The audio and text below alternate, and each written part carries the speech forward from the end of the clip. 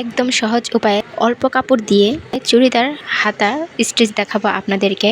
এটি এভাবে বানালে সবসময় ভাঁজ পড়ে থাকার কারণে এটি অনেক সুন্দর দেখা যায়।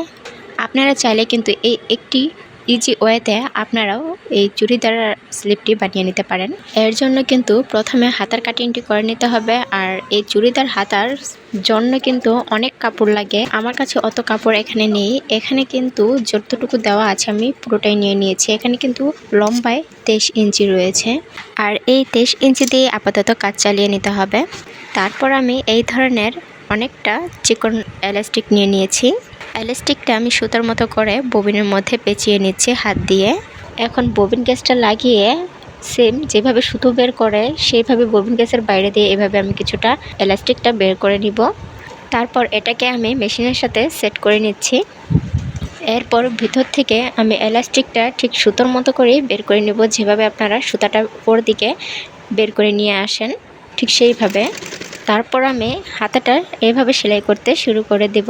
প্রত্যেকের হাতার ফুল মাপ হচ্ছে 20 ইঞ্চি। আর এখানে আমার রয়েছে 23 ইঞ্চি, অর্থাৎ 3 ইঞ্চি বেশি রয়েছে। তাই আমি এই 3 ইঞ্চি কিন্তু এলাস্টিকটা লাগিয়ে নিচ্ছি। আর এভাবে ধাপে ধাপে আমি সবগুলো কিন্তু সেলাই করে নিব। আর এভাবে কিন্তু আমি 5 বার এলাস্টিক স্টিচ করে নিয়েছি হাতার মধ্যে। আমি আমার হাতার চওড়ার মাপ অনুযায়ী পছন্দ মতো 5 বার এলাস্টিক লাগিয়ে নিয়েছি। আপনারা চাইলে এর থেকে বেশিও এলাস্টিকটা লাগিয়ে নিতে পারেন।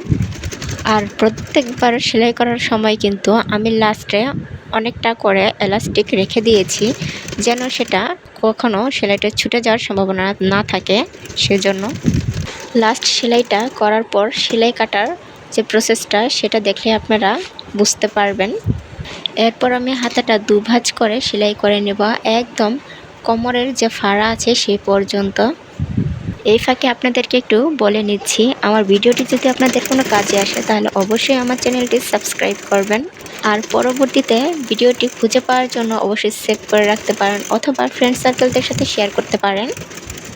তো এই হচ্ছে হাতাটির সর্বশেষ লুক। তো কেমন হয়েছে বন্ধুরা জানাবেন। আল্লাহ হাফেজ।